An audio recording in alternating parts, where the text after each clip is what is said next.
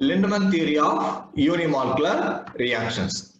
If you see what is the mechanism of Lindemann theory, यहाँ पर unimolecular reaction माने एक ही मॉलिक्यूल हम ले रहे हैं, जैसे कि से फॉर एग्जांपल N2O4 ले लिया, जैसे N2O4 आपको कैसे रिएक्ट होगा, N2O4 it decomposes to form 2NO2, ऐसे मतलब एक ही मॉलिक्यूल आपका रिएक्टेड है और ये प्रोडक्ट जैसा में बन रहा है। ऐसे यूनिमॉलिक्यूलर रिएक्शन लेंगे तो उसमें मैकेनिज्म क्या होगा, उसमें रिएक्शन कैसे होगा, वो हमें लिंडमैन एक्सप्लेन करता है। So the mechanism in which unimolecular reactions take place it is as follows. Here यहाँ पर जो मैकेनिज्म है ये ऐसा होगा, इसमें क्या है, first of all one molecule of A and another molecule of A, ये दोनों both are having some kinetic energy, दोनों के पास कुछ kinetic energy है। when one molecule comes and collide with another molecule, एक molecule आके दूसरा molecule से जब टकराएगा, what will happen, the kinetic energy of one molecule will be transferred to the vibrational energy of another molecule.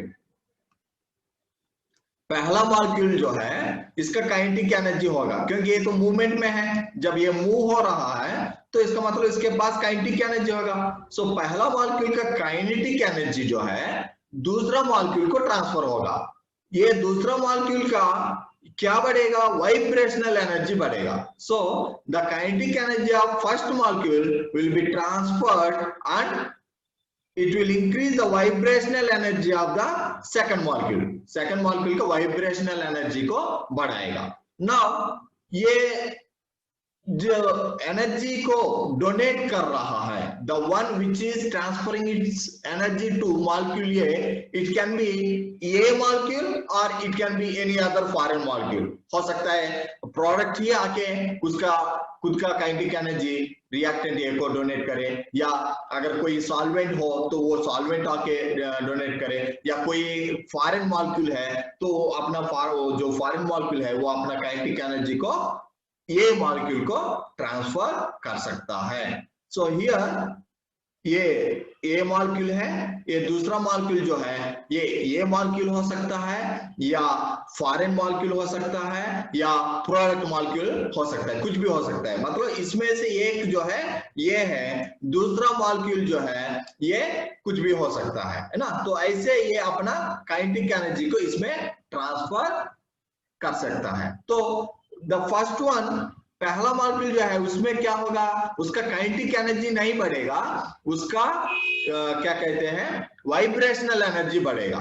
ऐसे अपना vibrational energy बढ़ा के हमें एक और मॉलिक्यूल बन रहा है A star. A star is denoting molecule A only, A star भी ये मॉलिक्यूल है, लेकिन अंतर क्या है, इसका वाइब्रेशनल एनर्जी ज्यादा है, ए स्टार मॉलिक्यूल का वाइब्रेशनल एनर्जी ज्यादा है, ध्यान दे दीजिए। सो यहाँ पर मतलब ए स्टार क्या है, A star is the energized A molecule है ना, which has acquired sufficient vibrational energy. ये वाइब्रेशनल एनर्जी कहाँ से मिला, क्योंकि दूसरा मॉलिक्यूल का काइनेटिक एनर्जी इसका वाइब्रेशनल एनर्जी में ऐड हो गया है ना। तो ऐसे इसका वाइब्रेशनल एनर्जी खुद का बढ़ा के तो इतना सफिशिएंट होगा ताकि वो रिएक्ट होके मतलब वो आइसोमराइज हो सकता है या डिकम्पोज हो सकता है, मतलब प्रोडक्ट जैसा वो डिकम्पोज होने के लिए पॉसिबिलिटी है। और ये स्टार जो है ये एक्टिवेटेड मॉलिक्यूल नहीं है, जैसे हमने कोलिजन थ्योरी में पढ़ा था वैसे ये एक्टिवेटेड मॉलिक्यूल नहीं है, it is an energised molecule whose vibrational energy is more, जिनका वाइब्रेशनल एनर्जी ज्यादा है वो वाला मॉलिक्यूल है। ठीक है, तो इसका मतलब हमें क्या है, पहला मॉलिक्यूल का जो है काइनेटिक एनर्जी ये मॉलिक्यूल का वाइब्रेशनल एनर्जी में ऐड हो गया। So in the first step the kinetic energy of second molecule is transferred into vibrational energy of the first during collision. जब आपस में कोलिजन हो रहा है तो इस मॉलिक्यूल का काइनेटिक एनर्जी जो है इस मॉलिक्यूल का वाइब्रेशनल एनर्जी में ऐड हो गया है। तो इसका वजह से ये पहला मॉलिक्यूल का वाइब्रेशनल एनर्जी बढ़ने की वजह से ये एनर्जाइज्ड मॉलिक्यूल हो गया। उस एनर्जाइज्ड मॉलिक्यूल को हम ए स्टार से डिनोट कर रहा है। So this a star now it can decompose और आइसोमराइज टू फॉर्म प्रोडक्ट। यहां पर अगर देखेंगे ये जो काइनेटिक एनर्जी मॉलिक्यूल जो दे रहा है, ये काइनेटिक एनर्जी जो डोनेट कर रहा है, ये वाला मॉलिक्यूल हो सकता है ये मॉलिक्यूल हो या कोई भी फॉरेन मॉलिक्यूल हो, या अगर चाहे तो वो हो सकता है कभी कभी वो प्रोडक्ट मॉलिक्यूल भी हो सकता है। सो बस यहाँ पर क्या चाहिए, इस पहला मॉलिक्यूल का काइनेटिक एनर्जी चाहिए, है ना। तो उस काइनेटिक एनर्जी कहीं से भी हमें आ सकता है। It could be a product molecule और ए फॉरेन मॉलिक्यूल जो डोनेट कर रहा है। नाउ अब ए स्टार आ गया है। So now this a star it can either go back to product, ये सॉरी इधर गो बैक टू रिएक्टेंट, ये वापस रिएक्टेंट जैसा वापस आ सकता है या प्रोडक्ट जैसा आइसोमराइज या डिकम्पोज हो सकता है। अगर ये रिएक्टेंट जैसा वापस आना है, मतलब ये स्टार जो है ये वापस ये आना है, मतलब रिएक्टेंट जैसे वापस आना है, इसका मतलब क्या है, it will lose its vibrational energy. जो वाइब्रेशनल एनर्जी बढ़ गया था वो वाइब्रेशनल एनर्जी किस फॉर्म में कन्वर्ट होगा, काइनेटिक एनर्जी का फॉर्म में कन्वर्ट होगा, क्योंकि इसका वाइब्रेशनल एनर्जी बढ़ गया था। So now it's vibrational energy will be converted into kinetic energy. इसका वाइब्रेशनल एनर्जी जो है काइनेटिक एनर्जी जैसा कन्वर्ट होके ये मॉलिक्यूल ये बन जाएगा, लेकिन इसका वेलोसिटी ज्यादा होगा क्योंकि वाइब्रेशनल एनर्जी काइनेटिक एनर्जी में कन्वर्ट हो गया, तो वापस ये आ रहा है। दूसरा पॉसिबिलिटी क्या है, ये स्टार से हमें प्रोडक्ट आ सकता है, आइसोमराइज या डिकम्पोज होके प्रोडक्ट आ सकता है। तो इस केस में क्या होगा, इसमें जो वाइब्रेशनल एनर्जी जो बढ़ गया था, ये वाइब्रेशनल एनर्जी जो है इस मॉलिक्यूल का अंदर जो बॉन्ड्स हैं उस बॉन्ड्स को ब्रेक करने के लिए यूज होगा। The excess vibrational energy of A star will be utilized in breaking the bonds inside A so that it will decompose to form product। ये कॉन्सेप्ट है यहाँ पर, ठीक है। तो मैं फिर से बता रहा हूं, फिर से बताने के बाद आपको डाउट्स के लिए मैं सेशन दूंगा। देखिए हियर ये मॉलिक्यूल, पहला ये मॉलिक्यूल जो है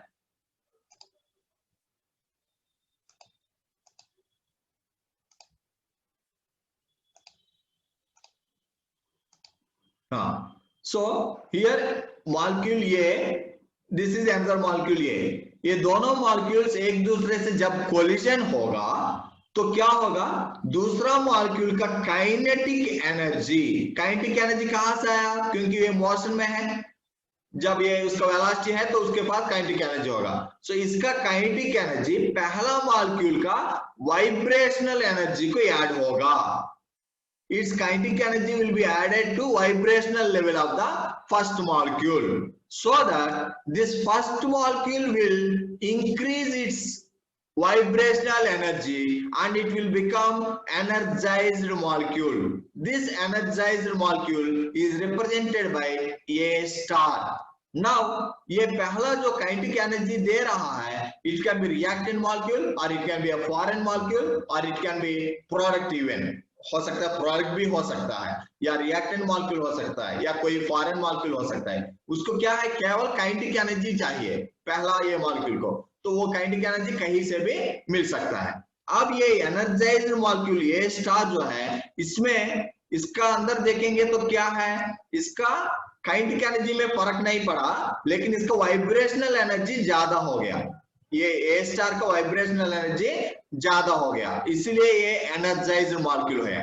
अब ये ए स्टार जो है दो पॉसिबिलिटी है, वापस रिएक्टेंट जैसा वापस आ सकता है, मतलब ये वाला जैसे बैकवर्ड रिएक्शन है तो वापस रिएक्टेंट जैसा माने ये जैसा वापस बन सकता है, या ये स्टार डिकम्पोज होके प्रोडक्ट बन सकता है। दो पॉसिबिलिटीज हैं, है तो वापस ये जैसा रिएक्टेंट बन जाए या प्रोडक्ट बन जाए। अगर ये वापस रिएक्टेंट ये बनना है तो इस केस में ए स्टार के पास जितना एक्सेस वाइब्रेशनल एनर्जी है, जो एक्सेस वाइब्रेशनल एनर्जी है, वो एनर्जी काइनेटिक एनर्जी जैसा ट्रांसफर हो जाएगा, काइनेटिक एनर्जी फॉर्म में कन्वर्ट हो जाएगा। मतलब जो वापस ये बन रहा है उसका काइनेटिक एनर्जी बढ़ेगा, वापस ये आ गया। दूसरा पॉसिबिलिटी क्या है, ये स्टार से प्रोडक्ट आना है, तो इस केस में क्या होगा, ये स्टार के पास जो एक्सेस वाइब्रेशनल एनर्जी है, एक्सेस वाइब्रेशनल एनर्जी जो है, ये क्या करेगा, ये के अंदर जो बॉन्ड्स है, ये मॉलिक्यूल के बीच में जो बॉन्ड्स हैं, उस बॉन्ड्स को ब्रेक करने में यूज होगा। तो ये वाइब्रेशनल एनर्जी यहाँ यूज हो गया, ब्रेक कर दिया इसको, ये ब्रेक होके हमें प्रोडक्ट फॉर्म हो गया। So it decomposes and then forms product. Now यहां पर ये से ये स्टार बनना, ये से ये स्टार जब बन रहा है और ये स्टार से प्रोडक्ट बन रहा है, तो it is energization and then it is decomposition. ये एनर्जाइजेशन और डिकम्पोजिशन, ये दोनों स्टेप्स में थोड़ा सा टाइम लैग होगा, थोड़ा सा टाइम लैग होगा। There will be time lag in energization of a molecule to A star and decomposition or isomerization of A star to product। ये से A star बनना, फिर A star से प्रोडक्ट बनना, इन दोनों स्टेप्स में थोड़ा सा टाइम गैप होता है, टाइम लैग कहते हैं। सो इन दिस टाइम लैग, इस टाइम गैप में या इस टाइम लैग में ये स्टार जो है ये वापस ये जैसा कन्वर्ट हो सकता है, वापस ए जैसा वापस आ सकता है। Okay, so it can be D energised, वापस ये आना है, मतलब क्या है, अपना एनर्जी कम होना है। So it can get de energised to ये, कब, जो टाइम लैग है ना, उस टाइम लैग में ये वापस आ सकता है। So this is the concept of Lindemann. Okay, sorry मैंने वीडियो ऑन नहीं किया था। Okay, so this is the concept of Lehman. So if you have any doubts up to here, you may ask. You can unmute yourself and ask.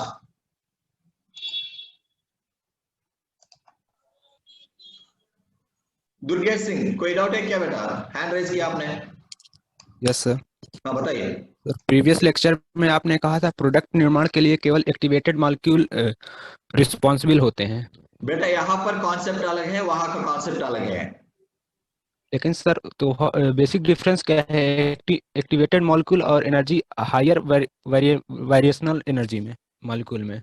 वहां पर जो है, देखिए वहां पर क्या बात आ रहा है, उन्होंने ये काइनेटिक एनर्जी, मान लो जब ये मॉलिक्यूल कोलिजन होगा इसका एनर्जी इसमें ट्रांसफर होगा करके, वहां पर इन्होंने सिर्फ ट्रांसलेशनल एनर्जी लिया था, किसमें, कोलिजन थ्योरी में। सिर्फ उन्होंने ट्रांसलेशनल एनर्जी यूज किया, वही ड्रॉबैक्स में हमने देखा था। अगर याद है, एक मिनट हम दिखा रहे, in collision theory in drawbacks we have seen that he has utilized only translational energy। see ये वाला पॉइंट देखिए, activation energy has been treated as though it were related entirely to translational motion, ignoring the effect of rotational and vibrational motions। ठीक है, इन्होंने vibrational और rotational motion को इन्होंने ignore किया। कौन? तो सर कोलिजन थ्योरी में वहां ट्रांसलेशन मोशन को ही लिया था। यहां पर इन्होंने क्या बता रहा है, जो काइनेटिक एनर्जी आ रहा है वो वाइब्रेशनल एनर्जी में ऐड हो रहा है। बताइए सर। बी जनरली सेड यहाँ पर जो K1 सर दोनों K1 है क्या? नहीं बेटा, माइनस है, देखिए K1 है, K-1 है। अच्छा, K-1 है। अभी वो मैं नहीं बताया हूँ, देखिए अभी तक मेरा मुंह से K1 K-1 के शब्द नहीं आए, वो बाद में मैं यूज करूंगा, बताऊंगा। अभी केवल थ्योरी पार्ट हमने एक्सप्लेन किया क्या हो रहा है, ठीक है। हाँ, तो केवल थ्योरी पार्ट में यहाँ पर क्या बता रहा है, मॉलिक्यूल ये है, दूसरा मॉलिक्यूल ये है, ये दोनों आपस में कोलिजन हुआ, एक मॉलिक्यूल की एनर्जी दूसरा मॉलिक्यूल में ट्रांसफर हुआ, तो कैसे इसका काइनेटिक एनर्जी जो है दूसरा मॉलिक्यूल का वाइब्रेशनल लेवल में ट्रांसफर हुआ, नहीं सर, वो समझ में आ रहा है ना। वो अभी K1 K -1 को मैं एक्सप्लेन करूंगा, अभी नहीं उसको टच नहीं किया हूं, अभी केवल theoretical part. Okay sir clear, बाकी सबको क्लियर है? सर हाँ बेटा बताइए सलोनी। सर एक बार और प्लीज एक्सप्लेन कर दीजिए। ओके और ठीक है, मैं एक्सप्लेन करूंगा फिर से। और कोई डाउट्स है क्या? Okay I am muting everyone. Okay सबको मैं म्यूट कर दे रहा हूं नाउ। हाँ सलोनी सुनिए, हियर व्हाट, यहां पर हमें दो मॉलिक्यूल्स हैं, पहला मॉलिक्यूल दूसरा मॉलिक्यूल एक दूसरे से कोलिजन हो रहा है। When both are colliding, what is happening? इस मॉलिक्यूल का काइनेटिक एनर्जी जो है दूसरे मॉलिक्यूल का वाइब्रेशनल एनर्जी लेवल में ऐड हो गया। इसका वजह से पहला मॉलिक्यूल का जो काइनेटिक एनर्जी है कम हो सकता है, मतलब उसका स्पीड कम होगा, लेकिन जो एनर्जी ट्रांसफर हुआ वो पहला मॉलिक्यूल का वाइब्रेशनल एनर्जी लेवल में ऐड हो गया।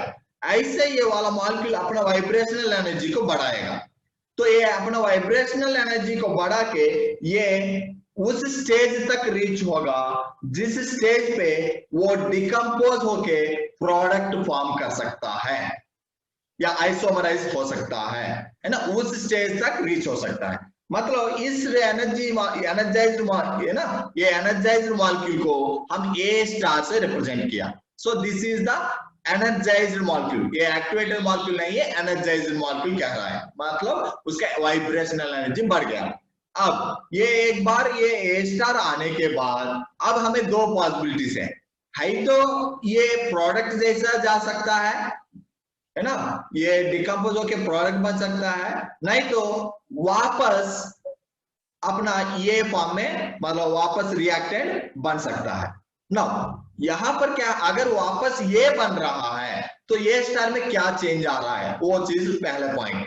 अगर प्रोडक्ट बन रहा है तो उस केस में ये स्टार में क्या चेंज आ रहा है, वो वाला दूसरा पॉइंट। तो फर्स्ट पॉइंट, ये स्टार जब ये रिएक्टेंट जैसा वापस बन रहा है देन व्हाट विल हैपन, इसका तो वाइब्रेशनल एनर्जी बढ़ा था ना, ये वाइब्रेशनल एनर्जी को लूज करेगा, ये लूज करके इस एनर्जी किस फॉर्म में कन्वर्ट होगा, काइनेटिक एनर्जी के फॉर्म में कन्वर्ट होगा। ये अपना वाइब्रेशनल एनर्जी जो बढ़ गया वाइब्रेशनल लेवल पे वो एनर्जी लूज होगा, वो काइनेटिक एनर्जी फॉर्म में कन्वर्ट होगा। इस काइनेटिक एनर्जी फॉर्म में कन्वर्ट होने की वजह से उस मॉलिक्यूल का वेलोसिटी बढ़ सकता है ना, वो बढ़ेगा। ये क्या है, डी एनर्जाइजेशन स्टेप है, डी एनर्जाइजेशन, अपने एनर्जी को कम कर दे रहे है ना, कोरल। नेक्स्ट सेकंड स्टेप क्या है, ये star is being converted into product में कन्वर्ट होना है। तो इस केस में क्या होगा, अब ये स्टार में मान के चलिए दो है ना कुछ बॉन्ड्स है, जैसे ये स्टार में कुछ दो ऐसे हैं, ये बॉन्ड है, अब ये बॉन्ड ब्रेक होना है, ये जब ये ब्रेक होगा तब ये प्रोडक्ट बनेगा। तो ये ब्रेक होने के लिए ये स्टार में मॉलिक्यूल में जो बॉन्ड्स हैं वो ब्रेक होने के लिए हमें ये एनर्जी यूज होगा, ये जो वाइब्रेशनल एनर्जी है वो इस बॉन्ड्स को ब्रेक करने के लिए यूज होगा, तब हमें प्रोडक्ट फॉर्म कर सकता है। जैसे हम N2O4 में देखते हैं है ना, तो वैसे नाइट्रोजन और नाइट्रोजन का बॉन्ड ब्रेक होना था, वैसे बॉन्ड ब्रेकिंग यहाँ पर होगा, तो उसमें हमें ये यूज होगा। तो this is the theoretical concept of Lindeman. Now यही यहाँ पर हमने लिखा है, A star can either be de-energized back to A, है ना, वो वापस de-energize होके वापस A जैसे जा सकता है, उस केस में वाइब्रेशनल एनर्जी जो है काइनेटिक एनर्जी को ट्रांसफर हो जाएगा, है ना। या दूसरा क्या है, डिकम्पोज्ड और आइसोमराइज्ड टू प्रोडक्ट्स, अगर वो प्रोडक्ट जैसे आइसोमराइज होना है तो उस केस में क्या होगा, जो एक्सेस वाइब्रेशनल एनर्जी जो है वो उसका अंदर जो केमिकल बॉन्ड्स है उसको ब्रेक करने में यूज होगा। ओके, और टाइम लैग भी तो हमने देखा था, जब ये से ये स्टार बन रहा है, ये से ये स्टार बनना है, फिर ये स्टार से प्रोडक्ट बनना है, तो तो ये दोनों स्टेप्स का बीच में हमें टाइम लैग होगा। इस टाइम लैग में ये ए स्टार जो है वापस ए जैसा जा सकता है ना, वो डी एनर्जाइज होने का पॉसिबिलिटी है। So this is all about the concept of Lindemann. Now यहां पर हमें क्या है, एक बार मैकेनिज्म में हम आएंगे तो मैकेनिज्म में हम क्या देखा, ए प्लस ए, हमें दोनों पॉसिबिलिटीज ये स्टार और ये है, ये जो है ये स्टार होने के लिए उसका रेट कांस्टेंट को हमने k1 स्मॉल k1 लिया, वापस ए स्टार से ये आने के लिए उसका रेट कांस्टेंट को हमने k-1 हम ले रहा है। Now this a star to form product, इसको हमने स्मॉल k2 हमने लिया है। नाउ ये फॉरवर्ड रिएक्शन का रेट कांस्टेंट k1 है, बैकवर्ड रिएक्शन का रेट कांस्टेंट k-1 है। यहाँ सेकंड स्टेप जो प्रोडक्ट फॉर्म कर रहा है उसको हम k2 हम ले रहा है। तो यहाँ पर एक इंटरमीडिएट हमें बन रहा है ना, ये इंटरमीडिएट क्या है, ए स्टार। तो ये ए स्टार जो है फिर ए स्टार से हमें प्रोडक्ट हो रहा है, तो इसका मतलब ए स्टार का लाइफ थोड़ी देर के लिए होगा, जैसे ए स्टार बनेगा फिर वो प्रोडक्ट जैसा कन्वर्ट हो जा रहा है। सो विच मीन्स क्या कहते हैं, ए स्टार का जो लाइफ टाइम है वो बहुत कम होगा। So that is known as short line reaction intermediate. ये शॉर्ट लाइन रिएक्शन इंटरमीडिएट है। कौन है यहाँ शॉर्ट लाइन रिएक्शन इंटरमीडिएट, ये स्टार है। सो ये star is the short line intermediate species. सो जब ये कंडीशन आता है हम स्टेडी स्टेट अप्रोक्सीमेशन यूज कर सकता है। We can use steady state approximation. What is steady state approximation? The rate of formation of intermediate is equal to rate of decomposition of the intermediate. Rate of formation of intermediate is equal to rate of decomposition of intermediate. ये intermediate जो form हो रहा है ना उसका rate और ये intermediate decompose हो रहा है ना उसका रेट है ना, ये दोनों बराबर है according to steady state approximation. So now what is the rate of formation of intermediate? Rate of formation of intermediate क्या होगा, k1 इंटू ए स्क्वायर है ना। कैसे, यहाँ पर a plus a two times है, तो रेट क्या होगा, rate is directly proportional to ये स्क्वायर, और इसका रेट कांस्टेंट क्या लिया था हमने, k1 लिया, तो k1 into a square. So rate of formation of this intermediate is equal to k1 into concentration of a square, which is equal to rate of decomposition of this intermediate. यहाँ पर ये खत्म होना है, ये intermediate खत्म कहाँ हो रहा है ना, ये डिक्रीज होना है, तो कहाँ, दो स्टेप्स में हो रहा है। यहाँ वापस प्रोडक्ट जैसे जा रहा है या सॉरी वापस रिएक्टेंट जैसे जा रहा है या यहाँ पर प्रोडक्ट जैसे जा रहा है, तो दो पॉसिबिलिटीज है। इसका मतलब दो जगह वो डिकम्पोज हो रहा है। तो इसके लिए जब हम देख रहे हैं ये प्लस ये जब इसमें जा रहा है इसका रेट क्या था, k माइनस, रेट कांस्टेंट क्या था, k-1 और प्लस ये। अब इस रिएक्शन में देखेंगे ये रिएक्टेंट जैसा है, ये प्रोडक्ट जैसा है, तब इसका रेट क्या होगा, rate is equal to rate constant into reactants. इसके लिए रिएक्टेंट्स क्या है, concentration of A star into concentration of ये प्लस ये ए स्टार जो है एक और जगह भी डिकम्पोज हो रहा है यहां पर, तो इस केस में लेंगे तो फिर रेट क्या होगा, rate constant k2 into reactant, यहां रिएक्टेंट है A star. So this is according to steady state approximation. Steady state approximation के हिसाब से ये वाला कॉन्सेप्ट हमें आ रहा है। What is steady state approximation? According to steady state approximation, for a short line species, the rate of formation of that short line species is equal to rate of decomposition of that intermediate. ठीक है? If you have any doubts, you may ask. Okay. Now so यही मैं फिर से आपको दिखा रहा हूँ। सो रेट ऑफ फॉर्मेशन जो है K1 इंटू ए स्क्वायर का बराबर है रेट ऑफ डिकम्पोजिशन जो है K-1 इंटू ए स्टार ये प्लस K2 इंटू ए स्टार ये दोनों बराबर होगा। सो जब स्टेडी स्टेट अप्रोक्सीमेशन हम अप्लाई करेंगे ये दोनों इक्वल हो गया। तो ये क्लियरली दिखने के लिए इंक हटा देते हैं। नाउ ये दोनों के इक्वेट हम कर रहा है। सो हमें ये स्टार का वैल्यू नहीं मालूम। सो नाउ ओवरऑल प्रोडक्ट, अगर ओवरऑल प्रोडक्ट हम लेंगे तो प्रोडक्ट फॉर्मेशन का क्या रेट है?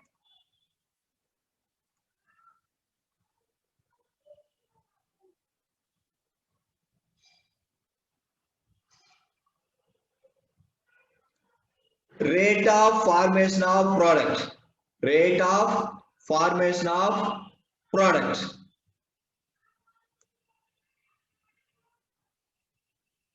that is equal to इस स्टेप में डिपेंड होगा। रेट ऑफ फॉर्म हमें प्रोडक्ट जो है सेकंड स्टेप में फॉर्म हो रहा है।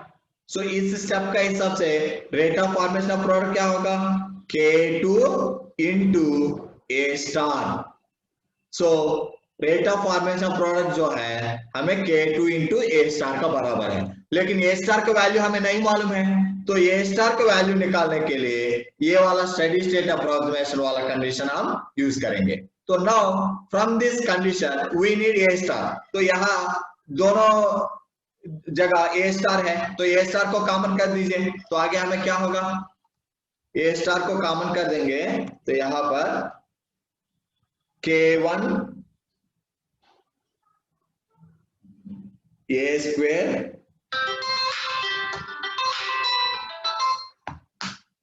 Is equal to concentration of A star हमने कॉमन किया into K-1 concentration of a plus K2। अब हमें ए स्टार चाहिए तो इस पार्ट को लेफ्ट हैंड साइड ले जाएंगे तो डिनोमिनेटर में आएगा। Therefore we get A star is equal to क्या आ रहा है हमें? K1 into concentration of A whole square divided by K-1 into concentration of A plus K2. Therefore rate of formation of product rate is equal to K2 into A star। Already हमने देखा, तो इसमें A star का value हम substitute करेंगे तो हमें overall rate आएगा। Therefore rate is equal to K1 K2 into ये square concentration of a whole square divided by K-1। ये यहाँ पर क्या है? एक्स्ट्रा चीज क्या आया? K2।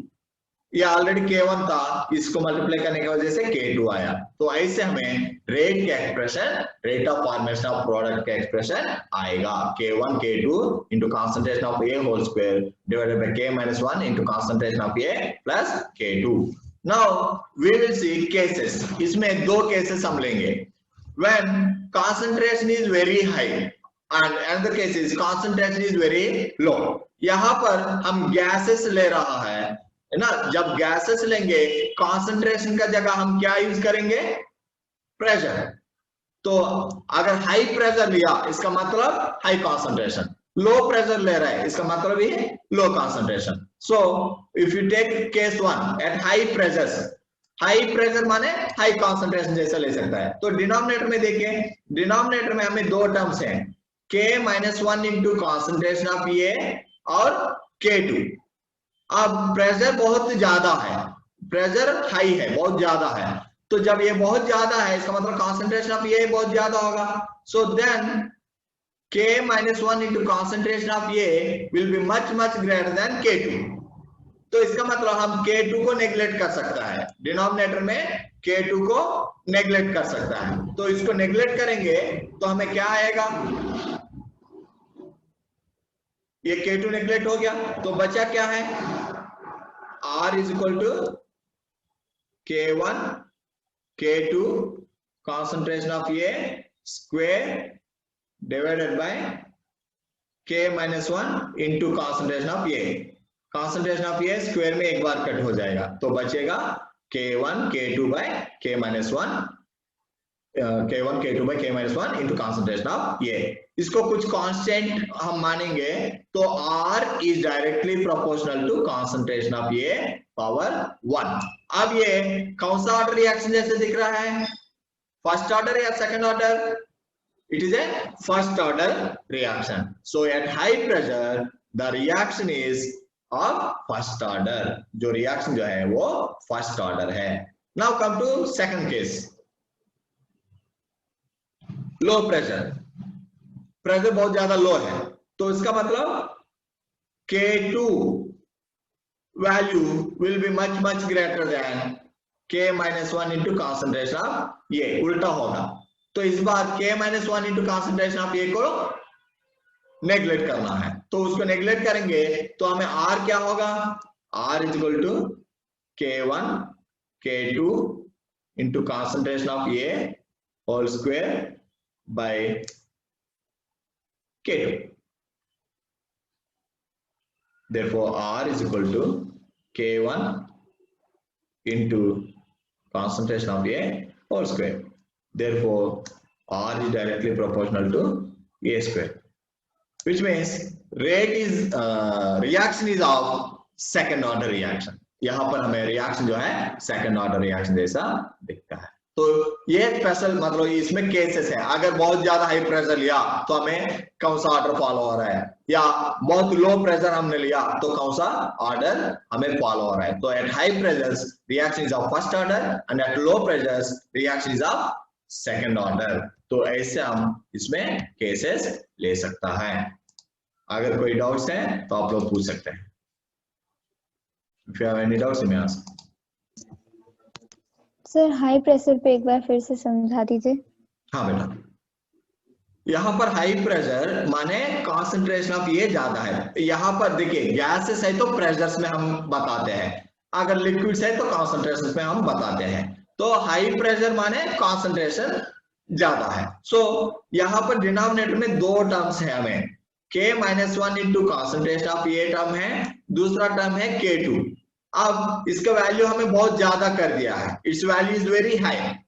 Then what will happen, this part will be much greater than K2. Usually K-1 into K-1 और K2 नियरली सेम हो सकता है या कंपेरेबल वैल्यूज होगा, दोनों का कंपेयर सकता है, कंपेयर करने वैल्यूज है.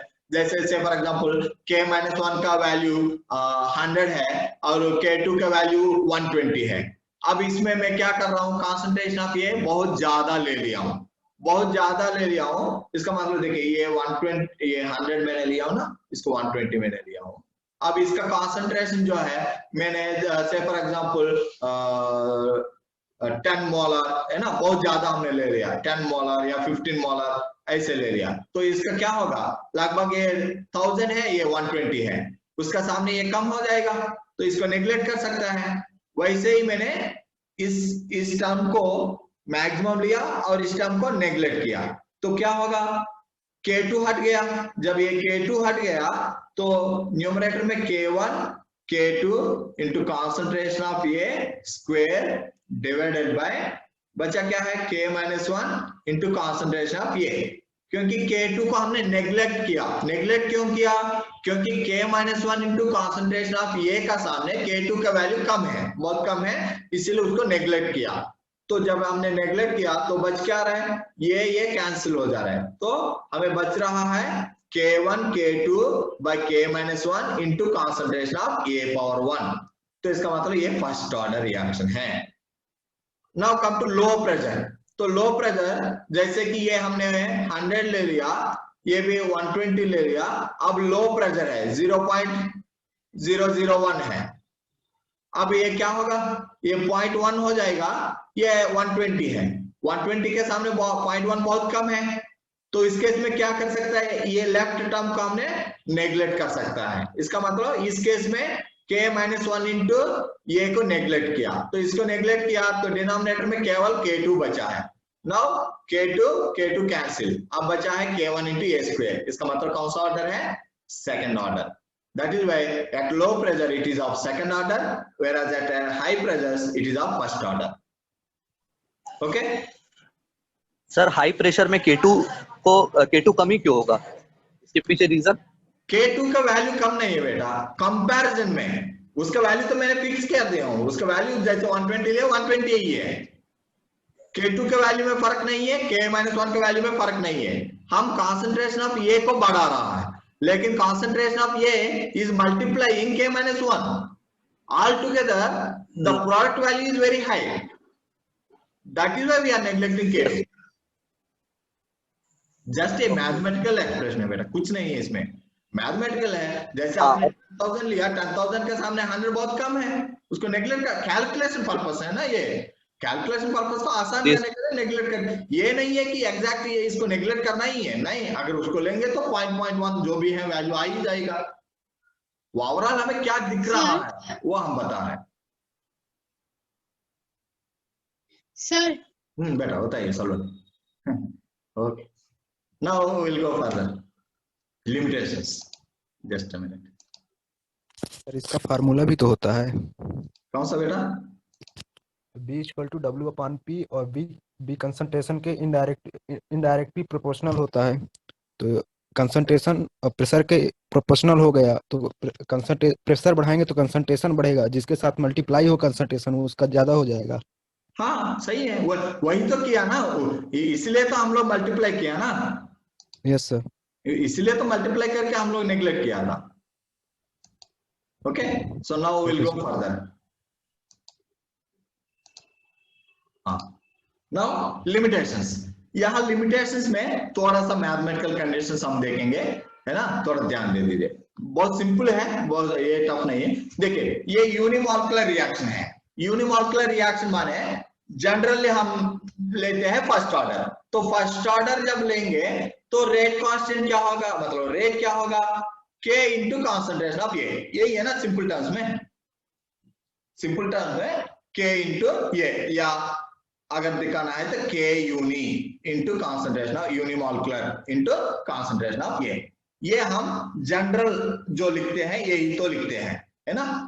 नाउ लेकिन हमें ये जनरल है ना, experimental rate is defined as K unimolecular into ये, क्योंकि ये यूनिमॉलिक्यूलर रिएक्शन है।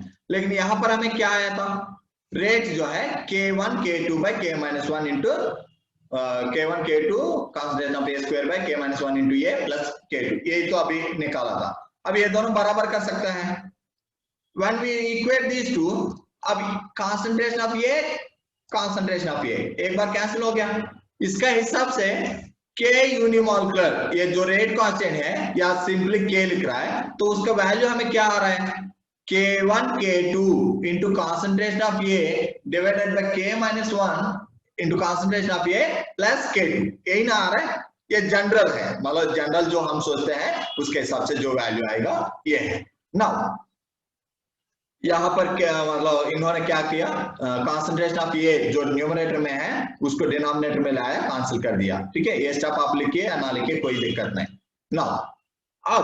नाउ यहाँ पर हम एक केस लेंगे, यहाँ पर ये ऑलरेडी, ये वाला तो ऑलरेडी देखा था, क्या है, अगर हमें इस केस को देखिए, इसको देखिए, इसको लेके अगर हमें कॉन्सेंट्रेशन बहुत ज्यादा है तो क्या हो जा रहा है, K1 K2 concentration of A divided bye, concentration बहुत ज्यादा है तो K1 minus K minus 1 into concentration of A, K2 का सामने बहुत ज्यादा है वो, तो K2 को नेग्लेक्ट कर सकता है, तो K minus 1 into concentration of A cancel, इसका मतलब K is equal to constant, concentration सट गया, हमें कांस्टेंट आया।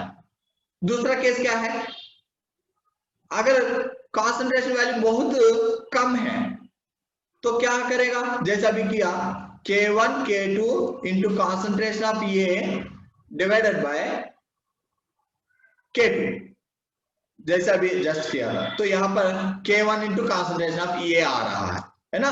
तो इसका मतलब हमें क्या हो रहा है, the rate constant K is constant in the higher concentration range but it falls at lower concentration range.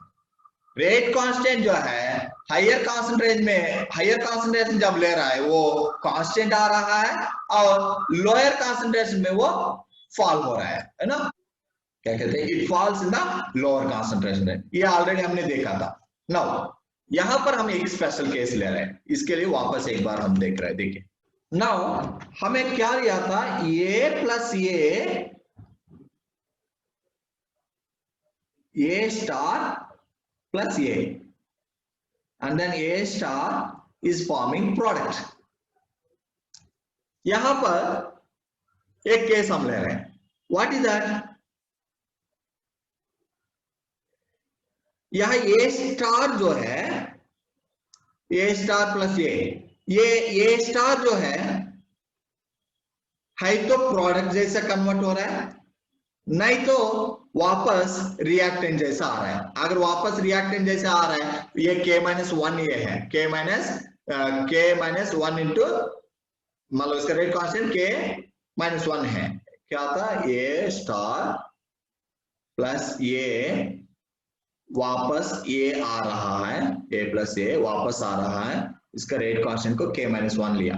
दूसरा ये स्टार से प्रोडक्ट आ रहा है. अगर मान के चलिए ये दोनों रेट्स बराबर है, एक केस हम ले रहे हैं when both are happening in equal rate. मतलब ये स्टार से प्रोडक्ट जितना बन रहा है उतना ही ये स्टार से वापस रिएक्टेंट बन रहा है, मतलब 50-50 है. तो जो प्रोडक्ट हम एक्सपेक्ट करेंगे, जनरल ट्रेंड पे जो है प्रोडक्ट एक्सपेक्ट करेंगे, उस रेट कांस्टेंट से आधा रेट कांस्टेंट हो जाएगा, है ना. फिर से हम बता रहे हैं, यहां पर हम ये सोच रहा है कि जो प्रोडक्ट बन रहा है ना, ये वाला रेट वापस रिएक्टेंट बन रहा है, ये वाला रेट, दोनों बराबर हमने ले लिया, दोनों के इक्वल ले लिया. तो हम सिर्फ प्रोडक्ट बनने का रेट, सिर्फ प्रोडक्ट बनने का रेट, उसको K1 ऐसे K डैश जैसा लिया, तो उस रेट में से आधा हो जाएगा, है ना. उस रेट में से आधा हो जाएगा, क्योंकि हम एक्सपेक्ट क्या कर रहे हैं, वापस नहीं जा रहे, पूरा का पूरा हमें प्रोडक्ट आ रहा है. उस रेट कांस्टेंट को K-infinite जैसा हम ले सकता है. K-infinite क्या बता रहा है? Everything is being converted into product, nothing is going back to reactant. तो उस केस में K-infinite. लेकिन यहाँ केस क्या है? 50% वापस रिएक्टेंट जा रहा है, 50% प्रोडक्ट बना रहा है. तो इस केस में जो रेट कांस्टेंट आएगा ये K-infinite/2 होगा, आधा हो जाएगा, क्योंकि 50% वापस रिएक्टेंट जैसे जा रहे हैं. तो इसका मतलब हमें ये दोनों रेट्स बराबर लिया, तो ये दोनों रेट्स बराबर ले रहे हैं. इसका मतलब क्या है? K-1 into concentration of A star into concentration of A. पहला रिएक्शन का रेट यही है ना. नेक्स्ट दूसरा रिएक्शन का रेट क्या है? Which is equal to K2, इसका तो K2 था, K2 into A star cancel. So now what is the case? K-1 into concentration of A is equal to K2. तो इस केस में हमें जो जनरल होगा उसमें से आधा रेट हो रहा है, तो रेट कांस्टेंट भी आधा हो जा रहा है. इसीलिए इस कॉन्सेंट्रेशन को, करस्पॉन्डिंग कॉन्सेंट्रेशन को ये हाफ से डिनोट कर दे रहे हैं. ये सिर्फ नोटेशन है. इस करस्पॉन्डिंग कॉन्सेंट्रेशन को ये हाफ, उससे मैं डिनोट कर रहा हूं. तो इसका मतलब क्या है? इस कॉन्सेंट्रेशन पे हमें ये वाला कंडीशन सेटिस्फाई हो रहा है. कौन सा कंडीशन? 50% प्रोडक्ट जैसा जा रहा है, 50% वापस रिएक्टेंट जैसा जा रहा है. तो जो जनरल रेट है या जो जनरल रेट कांस्टेंट है उसमें से आधा ही हमें हो रहा है. तो ऐसे इसका ग्राफ हम प्लॉट करेंगे, ऐसा आएगा. देखिए, when you plot graph between K and concentration of A, we will get like this. तो यहाँ पर ये जो concentration है ना, जिसपे 50% हो रहा है, ये वाला concentration, तो इस concentration का corresponding rate constant जो है K-infinite/2. ये K-infinite क्या है? जनरल जो 100%, अगर 100% हमें प्रोडक्ट बन रहा है उसमें जो रेट कांस्टेंट होगा वो K-infinite है, उसमें से आधा होगा, क्योंकि हमें 50% वापस जा रहा है, 50% प्रोडक्ट जैसे जा रहा है. तो ये हाफ कॉन्सेंट्रेशन पे हमें रेट कांस्टेंट जो है K-infinite/2 आ गया है. सो ये हाफ कॉन्सेंट्रेशन पे रेट कांस्टेंट K-infinite/2 आ गया है. यहां तक समझ में आया? अगर ये समझ में आया तो इसका केस आगे हम देखेंगे. अगर कोई डाउट है तो पूछिए.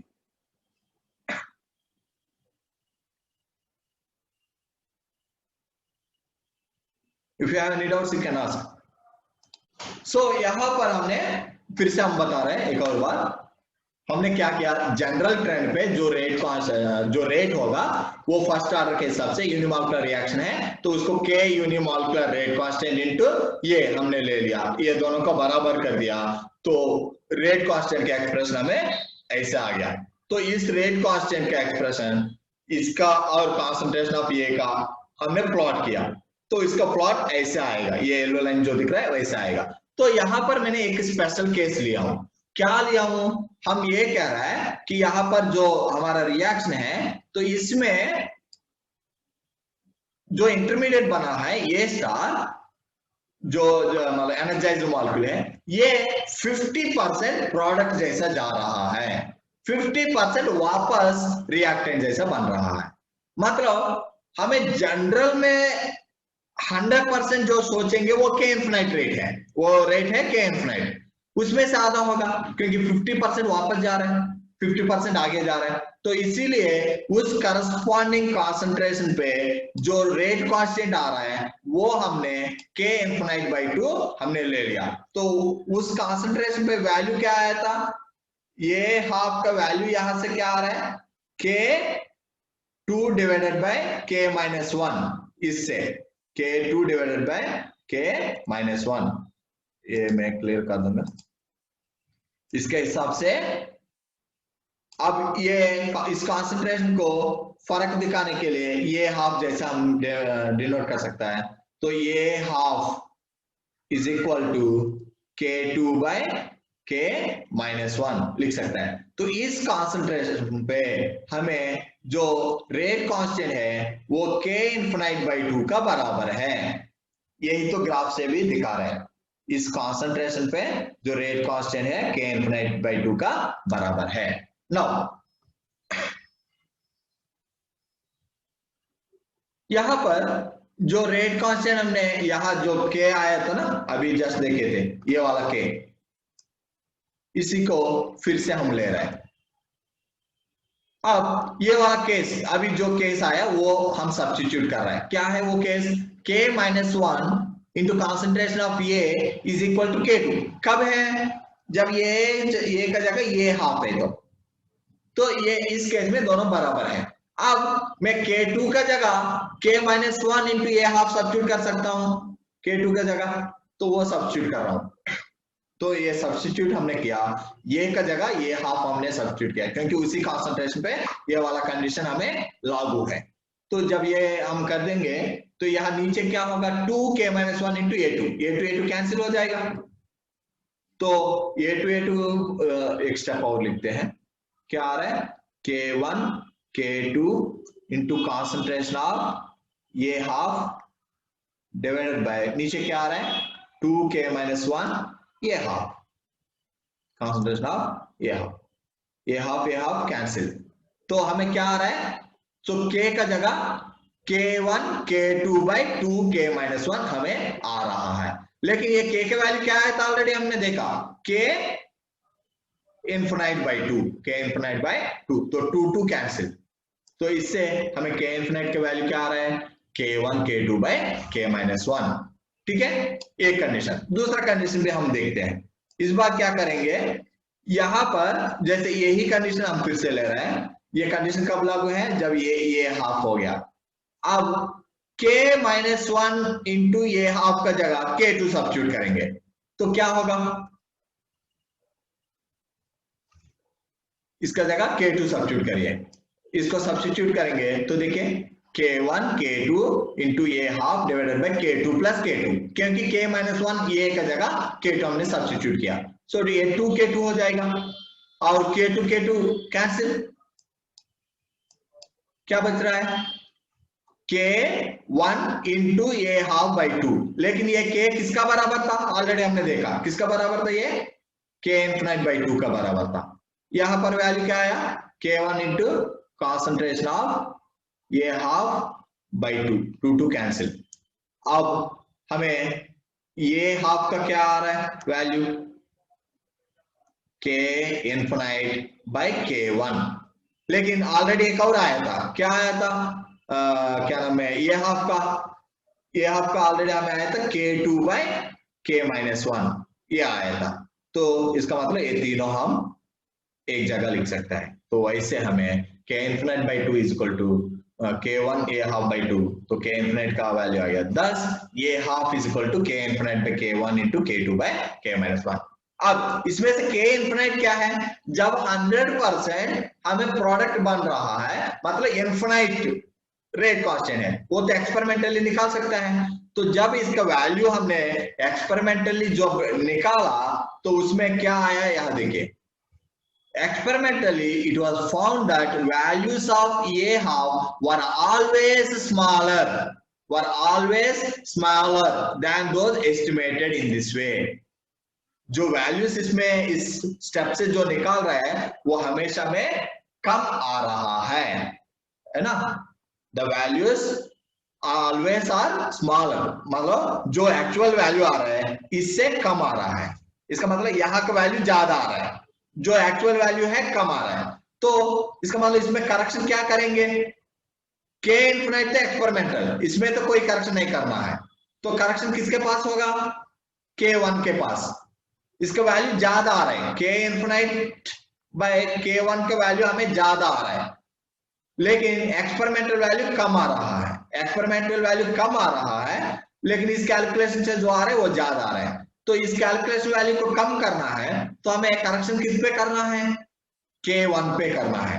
k1 का वैल्यू बढ़ाएंगे तब ये ओवरऑल वैल्यू घटेगा। इसका मतलब there should be correction in k1, the value of k1 should be increase.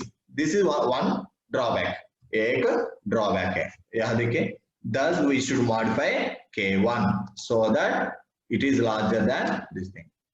मतलब यह k1 के वैल्यू बढ़ाएंगे तब हमें ये मॉडिफाई होकर k1 को मॉडिफाई करके हमें वैल्यू नीचे आएगा। ठीक है, इसमें कोई डाउट है, यहां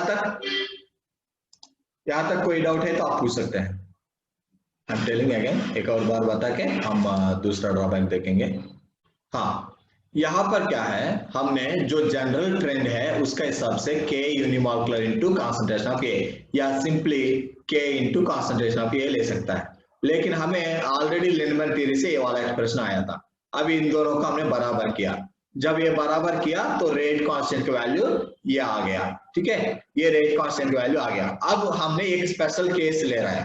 ये स्पेशल केस क्या है, जो ए स्टार इंटू ए स्टार प्लस ए से जो वापस रिएक्टेंट्स आ रहा है ये वाला रेट, और ए स्टार से जो प्रोडक्ट आ रहा है ये वाला रेट, ये दोनों रेट्स को हमने इक्वल माना, दोनों बराबर मान लिया।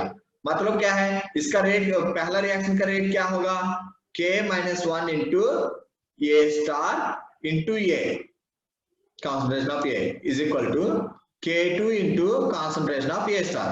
ये दोनों को बराबर हमने मान लिया। तो इसका मतलब क्या है, 50% प्रोडक्ट में जा रहा है, 50% रिएक्टेंट में जा रहा है। इसका मतलब एक्चुअल में जो जनरल ट्रेंड पे K इनफिनिट होगा उसमें से आधा हो रहा है, जो रेट है उसमें से आधा हो रहा है, क्योंकि 50% वापस जा रहा है ना। तो यहाँ पर ए स्टार कैंसिल, तो ये हमें कंडीशन क्या हो गया, k-1 into A is equal to k2। इस केस में k जो है k इनफिनिट बाई 2 का बराबर है, ये ग्राफिकली भी हमने दिखाया। यहाँ इस कॉन्सेंट्रेशन को, करस्पॉन्डिंग कॉन्सेंट्रेशन को ये हाफ जैसा हम ले रहे हैं। अभी से जहां ये है इस केस पे ये हाफ हम लिखेंगे, तो इस केस पे क्या होगा, k का वैल्यू k इनफिनिट बाई 2 का बराबर है। तो इस केस को लेके फिर से हमने रेट कांस्टेंट का वैल्यू लिखा है। तो अब ये वाला केस क्या है, इस केस को हमने सब्स्टिट्यूट करेंगे, k-1 इंटू ए को k2, इसका जगह k2 लिख सकता है, या k2 की जगह k-1 इंटू ए हाफ लिख सकता है। तो पहला वाला में k-1 इंटू ये हाफ वाला हम लिख रहा है, तो क्या होगा, ये हाफ कैंसिल हो गया, ये कॉमन करके नीचे 2k-1 आ गया है। तो इसका मतलब k का जगह k1 k2 बाई 2k-1, लेकिन ये किसका बराबर था, ऑलरेडी हमने देखा k इनफिनिट बाई 2 का बराबर। तो ये कैंसिल कर देंगे, हमें k2 का वैल्यू आ रहा है, सॉरी k इनफिनिट का वैल्यू आ रहा है। देखो k infinite is equal to k1 k2 by k-1। एक और केस क्या है, इस बार k-1 ये का जगह k2 सब्स्टिट्यूट करेंगे, तो उसको जब सब्स्टिट्यूट किया k2 कैंसिल हो गया, हमें k is equal to k1 ये हाफ बाई 2 आया। तो लेकिन ये K1 किसका बराबर था? K infinite by 2। ये बराबर हमने कर दिया, तो ये हाफ का value K infinite by K1 आ रहा है। तो ये हाफ का value K infinite by K1 ये ऑलरेडी आया था, K infinite K2 by K minus 1। अब ये क्या है, जब इन्होंने एक्सपेरिमेंटली जो वैल्यू दिखा रहा है, यहाँ कैलकुलेटेड वैल्यू से वहां का वैल्यू कम आ रहा है, इसका मतलब यहाँ का वैल्यू ज्यादा आ रहा है। ये इस फॉर्मूला से जो वैल्यू निकाल रहा है वो ज्यादा आ रहा है, लेकिन उसका एक्सपेरिमेंटल वैल्यू कम आ रहा है। तो फर्क गलती कहाँ होगा? K इनफिनिट पे तो गलती नहीं है, क्योंकि ये तो स्टैंडर्ड है, तो गलती सिर्फ K1 पे होना है। तो इसका मतलब K1 का वैल्यू हमें बढ़ाना है। सो करेक्शन करके K1 में करेक्शन करके इसका वैल्यू बढ़ा के जब लिखेंगे तब हमें बराबर हो रहा है। ठीक है, so this is first drawback. Now come to second drawback. So second drawback में जो K अभी हमने निकाला था वो एक्सप्रेशन ले लिया। K ऑलरेडी कैसे यहां देखे थे ना, ये है, जैसे यहां पर आपने K निकाला, इसी एक्सप्रेशन को हमने फिर से लिख रहा है। यहां K लिखा, नाउ 1 बाई K इसका रेसिप्रोकल हम लेंगे, तो डिनोमिनेटर न्यूमरेटर हो जाएगा, न्यूमरेटर डिनोमिनेटर हो जाएगा, डिनोमिनेटर। तो उसके बाद ये अलग कर सकता है, इसको अलग करेंगे तो क्या हो जाएगा? K minus 1 into concentration of A divided by K1 K2 concentration of A plus K2 by K1 K2 concentration of A। अब देखिए कोई कैंसिल होगा, या K2 कैंसिल, या कॉन्सेंट्रेशन ऑफ A कैंसिल, बचा क्या है? K minus 1 by K1 K2 plus 1 by K1 into 1 by concentration of A। This is equal to 1 by K। अब इसको 1 बाय K को y हम लेंगे is equal to C plus mx, इस form में है, y is equal to mx plus C। मतलब अगर ग्राफ प्लॉट करेंगे किस किस का बीच में, y क्या है, y एक्सिस में 1 बाय K, x एक्सिस में क्या है, x माने 1 बाय कॉन्सेंट्रेशन ऑफ A। तो इसका ग्राफ कैसे आएगा? Straight line, y is equal to mx plus C है ना, स्ट्रेट लाइन ऐसे आएगा, जिसका इंटरसेप्ट है, इंटरसेप्ट का वैल्यू आएगा ये वाला कांस्टेंट जो K minus 1 by K1 K2। तो ऐसा हमें एक स्ट्रेट लाइन एक्सपेक्टेड है, तो वही हमने यहाँ लिखा है। तो थियोरेटिकल जो है वैसे स्ट्रेट लाइन, बट एक्सपेरिमेंटल जब देखा तो यहाँ पर ऐसे आ रहा है, तो एक्सपेरिमेंटल वैल्यू एक ऐसे आ रहा है, तो ये एक दूसरा ड्रॉबैक है। So these are the drawbacks of Lindemann theory. ठीक है, ये ड्रॉबैक्स जो है कॉम्पिटेटिव एग्जाम्स में मैथमेटिकल पार्ट में, जैसे K इनफिनिट वैल्यू निकालने के लिए है ना, या ये हाफ वैल्यू निकालने के लिए, उसके लिए ये यूज होगा ये कैलकुलेशन। इसीलिए लिमिटेशंस में भी मैंने बहुत लंबा कर दिया है। एक्चुअल में लिमिटेशंस सिर्फ 2 है। क्या है? K1 का वैल्यू में गलती आ रहा है, K1 का वैल्यू सही करना है। दूसरा क्या है? ग्राफ जो है स्ट्रेट लाइन नहीं आ रहा है, वो ऐसे कर्व आ रहा है। These are the 2 drawbacks. Deviation is observed in the straight line. If you have any doubts, you can ask. Clear है लिंडमैन थ्योरी कॉन्सेप्ट? कोई डाउट्स? तो बस इतना ही है आज का क्लास। हाँ बेटा। सर इसकी सर आज की क्लास की और पिछली क्लास की सर पीडीएफ सर उसके। हाँ बेटा, हमने पीडीएफ मैंने तैयार कर दिया हूँ, मैं इसी के इंतजार कर रहा था कि आज का क्लास खत्म करें उसके बाद भेज दें। बस इसी जस्ट क्लास का तुरंत मैं भेज दूंगा आपको। ठीक है बेटा? Thank you sir. Even Arrhenius theory से मैंने पीडीएफ बनाया हूँ। अर्हीनियस थ्योरी से लेकर लिंडमैन थ्योरी तक मैं पीडीएफ भेज दूंगा। उसके बाद खाली बहुत ज्यादा नहीं बचा है, उसके बाद क्या है, 3 स्लाइड्स बचा है। क्वालिटेटिव थ्योरी ट्रीटमेंट है, उसके बाद कंपैरिजन है, comparison between transition state theory and collision theory. ये तीनों मतलब अगले क्लास में हम लोग खत्म करेंगे, तो केमिकल काइनेटिक्स खत्म हो जाएगा। ओके? Yes sir.